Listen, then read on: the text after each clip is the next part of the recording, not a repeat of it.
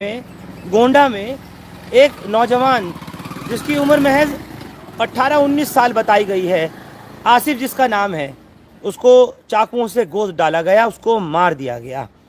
जबकि दोपहर में जो नॉर्थ दिल्ली का इलाका है, कुरैश नगर कसाबपुरे का, जहां गली गड़ैया वाली मस्जिद है, उसके पास में एक और नौजवान को चाकुओं से मार डाला गया था। यानी कत्ल की ये 2 वारदातें हो गईं। उसको कुरैश नगर के ही कब्रिस्तान में तिकोना पार्क के पास ईदगाह के सामने दफना दिया गया दोपहर को। जबकि दूसरा जो ये कत्ल का मामला मैं आपको बता रहा हूँ, ये अब से कुछ ही घंटे पहले का है, नॉर्थ ईस्ट दिल्ली का। और फिर वही मैं कहूँगा कि अब दोबारा से क्राइम का हाल ये हो गया कि 15 या 16 रमज़ान के बाद से लेकर के अभी तक जो मारने के, लड़ाई के, झगड़े के ये केसेस सामने आए, वो थमने का नाम नहीं ले रहे। हमने देखा अरीब का किस तरह से बेरहमी के साथ कत्ल किया गया, उसको बाबू अशोक और राहुल प्रजापति ने मार डाला था, किस तरीके का वो केस था। इसी तरह से हमने देखा कि अनस कुरैशी को मार दिया गया, जो कि शहीद नगर का रहने वाला था, उसकी लाश नहर में जाकर के मिली दासना मसूरी की।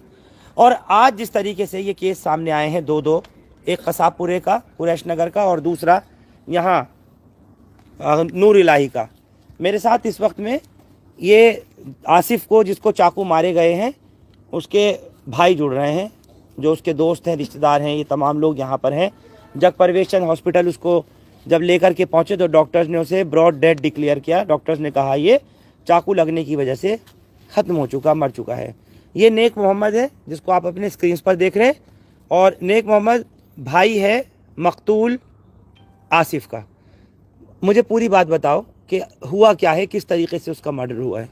सर बात ऐसी है, मैं जा रहा था मेले में, तो वो उस टाइम बैठा हुआ था, तो उसकी 2 दिन पहले जो है ना लड़ाई हुई थी। ये हेमंत नाम का है, इससे लड़ाई हुई थी। कोई कौन? हेमंत है कोई। तो उससे लड़ाई हुई थी, 2 दिन पहले हुई थी। तो मैं जा रहा था, तो ये बैठा हुआ था उदास, तो मैंने बोला चले जा। तो फिर मैं चले गया। जब मैं आया घर पे लेटा, तो मेरे घर पे किसी का फोन आया था कि वो ही कह रहा था कि तेरे भाई के चाकू मार दिया है। तो फिर मैं भागता हुआ गया। ये आज कितने बजे की बात थी? रात की 11 साढ़े 11 बजे की बात है। मतलब 11:50 पे मैं यहाँ पर लेकर आया था उसे। अच्छा, फिर? हाँ, तो उसके ब्लड बहुत निकल रहा, देखो मेरी शर्टों पे भी खून होगा इस टाइम। हाँ, दिखाई दे रहा है आपकी शर्ट पे सारा खून। तो आप अपने भाई को खुद लेके आए? हाँ, मैं खुद लेके आया था। उसको कहाँ देखा था, कहाँ पाया था आपने चाकू लगे हुए? हाँ, चाकू उसको वहाँ लगा था, जैसे हमारा घर है ना, तो उससे एक गली छोड़ के, मतलब कि मंदिर के बगल में 4 खंबे की साइड है। ये किस जगह पर है? कृष्णा मंदिर। ये पड़ता है भजनपुरा, पड़ता है सुभाष मोहल्ला। तो भजनपुरा सुभाष मोहल्ला गली नंबर 6 के पास मिला है। ये नूर इलाही के पास? हाँ, नूर इलाही के आसपास। ठीक है, फिर क्या हुआ? हम उसे लेके आए बाइक पे, स्कूटी पे, जैसे भी ले गए, तो यहाँ पर आके एडमिट करवाया। तो जब वो कह रहा था कि मुझे सांस आ रही है, तो मैंने एडमिट करवाया। जब तक तो बोल रहा था वो, तो जब मैंने एडमिट करवाने के बाद, जब वो बोल रहा था, आपने पूछा कि तुझे मारा किसने चाकू? पूछने वाला था, तो डॉक्टर ने थोड़ी उसकी ट्रीटमेंट चल रही थी। जब तक तो वो बोल रहा था। मैंने तुमने रास्ते में भी नहीं पूछा उससे कि किसने मारा है? मगर उसके दर्द इतना हो रहा था, वो बोल ही नहीं पा रहा था कुछ।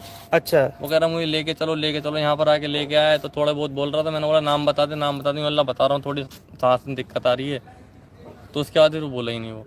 अब मैं ये कहना चाहता हूँ, ये जो मेरा भाई मरा है, ये हेमंत ने मारा है, अब इसके घर में बिल्डोजर कैसे चलेगा? मेरी सरकार से यही इंसाफ चाहते हो आप? किस तरीके से? क्या आपके भाई के ऊपर भी कोई केस मुकदमे, किसी से रंजिश लड़ाई पहले की थी, या यही लड़ाई जो आप बता रहे हो? ऐसा कुछ नहीं है। ये कब हुई थी लड़ाई? ये लड़ाई हुई थी 2 दिन पहले, मतलब कि शनिवार के आसपास। अच्छा, हाँ, ठीक है। फिर ये मुझे जो पता है वही मैंने बता दिया। बाकी अभी जो मेरे भाई के साथ हुआ है, इसका न्याय कब मिलेगा? परिवार में और कौन कौन है आपके? परिवार में बहन है, भाई हैं, हम 4 भाई हैं, 5 बहन हैं। ये घर से कब निकला था आसिफ? घर से 7 बजे निकला था। 7 बजे निकला था घर से। क्या निकला? कि मैं बाहर जा रहा हूँ मेले में। अच्छा, हाँ। फिर मैसेज, फिर फोन आया हमारे। इसका फोन था इसके पास? हाँ, इसके पास इसका फोन था। हाँ, फोन था इसके पास, पर वो फोन अब है नहीं हमारे पास। अच्छा। पहले कोई केस, कोई लड़ाई इसकी कहीं थी, जो मैं आपसे बार बार पूछ रहा हूँ? वो तो इनकी दोस्ती यारी में आपस में होती रहती थी, वैसा कोई नहीं है। तो कोई बड़ा क्रिमिनल केस नहीं था इसके नहीं, कोई ऊपर, ऐसा किसी कुछ नहीं तरीके था। का ऐसा नहीं, कुछ नहीं था? नहीं था सर। फिर छोटे मोटे झगड़े लड़ाइयाँ करता था? झगड़े, हाँ, वो भी आपस में लड़ता था दोस्ती यारी में। कोई इसके साथ था जिस वक्त इसके चाकू, आप बता रहा हो हेमंत नाम के लड़के ने मारे? जी, जिस टाइम मैं गया था ये अकेला पड़ा हुआ था, वहाँ भीड़ लगी हुई थी। आप घर से भागे हुए गए? हाँ, मैं घर से भागे हुए गया था। फिर? अब मैं भागे हुए गया, मैंने उठाया, मैंने बोला तो ये उस वक्त लहूलुहान था? हाँ, खून में लथपथ था बिल्कुल। हाँ, खून में लथपथ। मैंने वीडियो भी बना रखी। कोई उठाने की भी कोशिश नहीं कर रहा था इसको? कोई उठाने की कि कोशिश उठा नहीं के कर रहा। लेके इसको अस्पताल पहले से भागते? नहीं। फिर? वो जब मैं गया तो मैंने एक स्कूटी वाले को पकड़ा, उस बंदे का कुछ भी मानो एहसान मानो, वो लेके आए यहाँ पर, और बीच में भी वो अटक रहा था, बात बीच में सांस टूट रही थी उसकी। तो यहाँ लाने के बाद में क्या उसको पानी वानी दिया गया, कुछ दिया? कुछ भी नहीं दिया। डॉक्टर पानी मांग रहा था, हमने डॉक्टर ने मना कर दिया, डॉक्टर ने पानी देने के लिए मना करा है? हमें डॉक्टर ने मना करा था पानी देने के लिए, उसके ट्रीटमेंट की वजह से। उसके सांस में नली डाली, नली के बाद से उसको सांस लेना रुकने पड़ गया। उसके बाद से डॉक्टर ने कोई ट्रीटमेंट नहीं करी उसकी।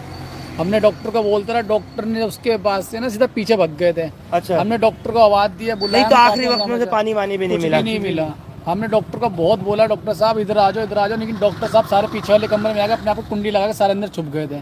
लास्ट में जब हमें फोर्स करने के बाद पुलिस वालों ने, जब हमने फोर्स करा, उसके बाद इंस्पेक्टर वगैरह जो आए थे उन्होंने जाके उनको बुलाया, तब जाके उन्होंने स्पंच वगैरह करा, जब जाके कुछ भी नहीं हो पाया। फिर लास्ट में उन्होंने ब्रो डिक्लेयर कर दिया। स्पंच मतलब चेस्ट प्रेस सीपीआर कर रहे थे। अच्छा। उसके बाद जब डॉक्टर ने लास्ट में बोल दिया कि इसमें अब कोई सुनवाई नहीं है, डेट हो गई इसकी। चाकू कहाँ लगे? चाकू एक यहाँ पे लगा था, हार्ट के पास जस्ट नीचे लगा था, और एक हाथ पे लगा हुआ था, कान पे कटाया हुआ था, सर पे लगा हुआ था, 5-6 जगह कट लगा हुआ उसके। आप लोगों को क्या ये पता लग पाया, किसी ने देखा हो आसपास, या तो आंखों से देखा हो या सीसीटीवी में देखा हो कि मारने वाला एक अकेला था, इसको आसिफ को, या और 2-4 थे?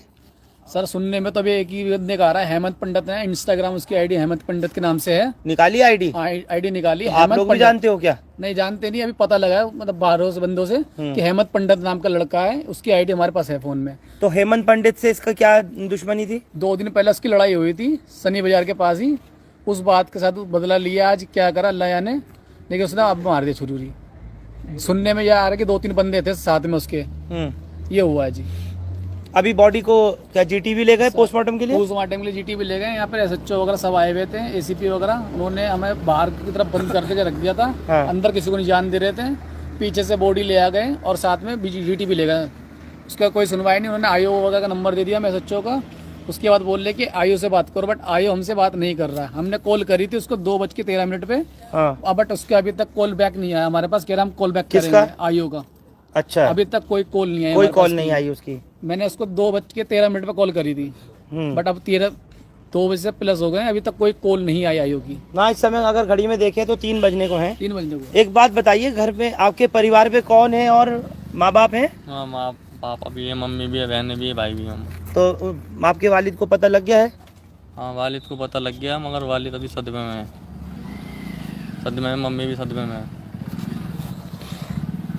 बहरहाल पुलिस ने ये जो केस दर्ज किया है, ये जो मामला दर्ज किया है, उसको देखते हुए अभी फ़िलहाल ये नहीं पता चल पा रहा कि ब्लाइंड कत्ल के इस केस में कौन इन्वॉल्व है। हालांकि जो नाम बता रहे हैं ये लोग कि हेमंत पंडित नाम का एक लड़का है, उसी से कुछ इसकी 2-3 दिन पहले कुछ लड़ाई हुई थी। इनको इसी बात का शक है कि इसको मारने में हेमंत का ही हाथ है, लेकिन हम अभी इसकी आधिकारिक तौर पर पुष्टि नहीं कर सकते क्या वो है भी या नहीं भी, या कोई और है इनके बीच में, यानी आसिफ के और हेमंत के बीच में कोई और है। कहीं ऐसा तो नहीं कि उसने मार दिया हो या किसी और से झगड़ा हुआ हो। लेकिन इतनी बात ज़रूर है कि एक और नौजवान लड़का, एक और महज 18-19 साल का लड़का, सही मायने में जो ज़िंदगियाँ शुरू भी नहीं हो पाती वो पहले ही ख़त्म हो जाती हैं। और हाल जो है वो ये हुआ कि इसके हार्ट के पास, दिल के पास चाकू लगा, हाथ पे चाकू लगा, कनपटी के पास चाकू लगा, मतलब इतने चाकू मारे कि लहूलुहान हो गया। जब इसके भाई को, नेक मोहम्मद को पता लगा तो ये पहुंचा और इसने जाकर के देखा पूरी तरह से ब्लड पूल, सड़क पर भीड़ लगी हुई थी, चारों तरफ से लोगों ने उसको घेरा हुआ था। आसिफ को खून खून था, वो उठाया इसने उसको, लेकर के जग परवेश चंद हॉस्पिटल पहुंचा। जब यहाँ आया तो डॉक्टर्स ने अपनी तरीके से उसको कोशिश की बचाने की, लेकिन इलाज के दौरान ही उसने दम तोड़ दिया। डॉक्टर्स का ये कहना था कि इसके इन्फ्लिक्शंस बहुत ज़्यादा हैं, चाकू बहुत मारे गए हैं, एक्सेसिव इसके इंटरनल ब्लीड भी हुआ, एक्सटर्नल ब्लीड भी हुआ, जिसकी वजह से वो बच नहीं सका। लेकिन क्योंकि पुलिस मौके पर थी, तमाम ज़िला के जो सीनियर ऑफिसर्स हैं, चाहे उसके अंदर डीसीपी, एडिशनल डीसीपी हों या फिर एसीपी हों, सब यहाँ पर थे। और ये जो थाना है, कौन से थाने का केस हुआ था ये? भजनपुरा। जो भजनपुरा थाने के एसएचओ वगैरह हैं वो सब तमाम यहाँ पर थे। मामला जो है वो दर्ज कर लिया गया है भजनपुरा थाने में, और जो कातिल हैं उनकी तलाश इस वक्त में फ़िलहाल की जा रही है। कुल मिलाकर इतना ज़रूर है कि एक और ये ज़िंदगी ख़त्म हो गई। जबकि जैसे मैंने आपको बताया कि जो थाना सदर बाज़ार के करीब का थाना भाड़ा हिंदू राव का मामला है, जो गली गढ़ैया मस्जिद के पास में कुरैश नगर कसाबपुरे में एक नौजवान लड़का और आज दोपहर में मार डाला गया, उसके भी चाकू मारे गए। माँ का बुरा हाल, उसके रिश्तेदारों का बुरा हाल, लेकिन अभी तक कातिलों का उसका भी कुछ नहीं पता है। क्या हो रहा है दिल्ली में, कहाँ जा रहा है क्राइम, कुछ नहीं कह सकते। एक जगह की वारदात हुए देर नहीं गुजरती कि फिर दूसरी जगह से खबर आ जाती है। मैं पुलिस से, ख़ासतौर से भजनपुरा थाने की पुलिस से और नॉर्थ ईस्ट डिस्ट्रिक्ट पुलिस से यही अपील करूंगा कि इस केस को जल्द से जल्द सुलझाया जाए और आसिफ के जो कातिल हैं सामने लाए जाएं, पता लगे कि आखिर कौन था कौन नहीं, और उसको उसकी अंजाम तक, उसकी मंजिल तक पहुंचाया जाए। ये भी कह रहे हैं कि कातिलों के घर पर, चाहे वो किसी भी धर्म का हो, किसी भी मज़हब का हो, कातिल कातिल है। हर कातिल के घर पर बुलडोज़र चलना चाहिए, और जो कातिल है, जो कत्ल कर रहा है, उसकी सज़ाए मौत होनी चाहिए, उसको फांसी की तख्ते तक चुमाना चाहिए। बहुत बहुत शुक्रिया आप लोग हमारे साथ जग परवेश चंद हॉस्पिटल से इस खबर पर जुड़े। हिंदुस्तान लाइव फरहानिया या यूट्यूब पर सब्सक्राइब कर सकते हैं और क्लिक कर सकते हैं बेल आइकन हमारी खबर की पहली नोटिफिकेशन के लिए। फेसबुक पर हमारा पेज हिंदुस्तान लाइव फरहानिया या फॉलो और लाइक कर सकते हैं। दीजिए इजाज़त। Thank you for now.